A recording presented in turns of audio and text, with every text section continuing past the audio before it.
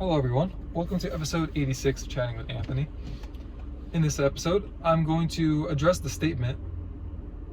sentiment that I believe in, which is that the enemy loves gray areas. The enemy loves gray areas because he allows anything that he can use to bring us away from God. And when it comes to a gray area, I am referring to something that is not spiritually edifying, but isn't a sin either.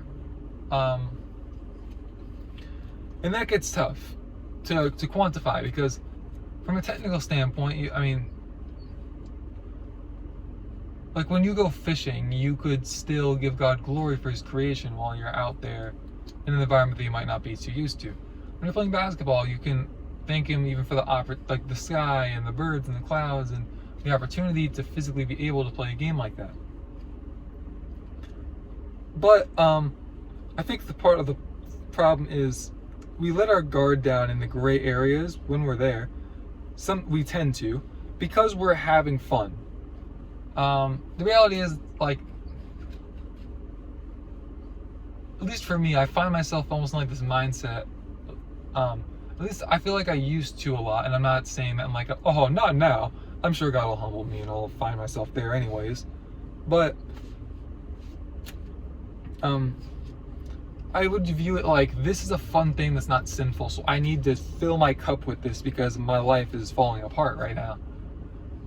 Not literally falling apart. I was exaggerating, but I viewed it like that because I was viewing it more from like the concept that like my fulfillment was going to come from things rather than from God. And so when you do that, you're basically opening the door to idolatry. And if you're trying to live for the Lord, he's gonna go at you through a gray area. If you're really just living as you please, then he's probably gonna have sin, since like a literal sinful action that then also becomes an idol is worse than a non-sinful action that becomes an idol. I guess it's like double sin versus single sin, if you want to view it like that. That's how I'm trying to break it down.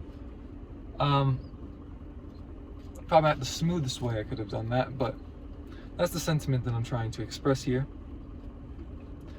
I know that I've let my guard down because I was quote-unquote having fun. And thankfully I understand a bit more and I know how to avoid it a bit better now. But he definitely came at me in a gray area. The reality is, when you're in a gray area, you're very much walking a tightrope. And I'm not saying avoid gray areas, because like most things in life are gray areas. It's just a matter of like you have to operate within the mindset that like God has given you this and you must glorify him with it. Not like God has given me this so I can do what I want. You gave this to me and I will hold on to it with all my might. No.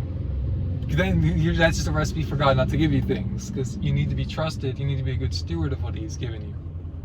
Alright, like if he gives you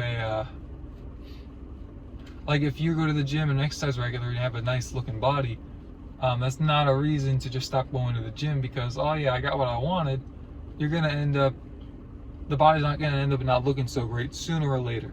Either you'll lose the muscle, you'll put on fat, or both.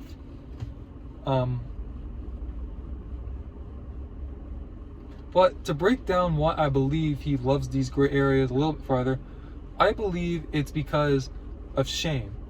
If you're trying to live for the Lord, kind of like, this is playing into what I said earlier, trying to live for the Lord, there is shame behind committing willingly sinful actions, but not when you're in that gray area.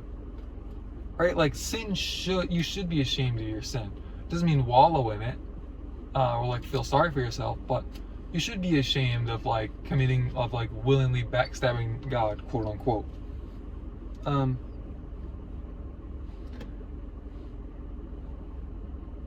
But how do I really break this down? When it comes to the gray area, there should be, I think it would be healthy to attach some shame to it if you let it be sin. To the extent that a sinful action is inherently sinful and that's why you're ashamed. If you enter the gray area and turn it into idolatry, you should bring yourself to a place where you feel that same remorse. I think that's the healthiest way to, not the healthiest, I think this is a good way to approach it. it's a bit messy and tricky to really break down, but you have to almost play mental games with yourself because Satan's playing mental games with you every day. So if that's what it takes, then hey, if it works, it works. But yes, I do believe the enemy loves gray areas. And that's all I have for this episode. You both will stay safe, God bless, and I will see you guys in the next one.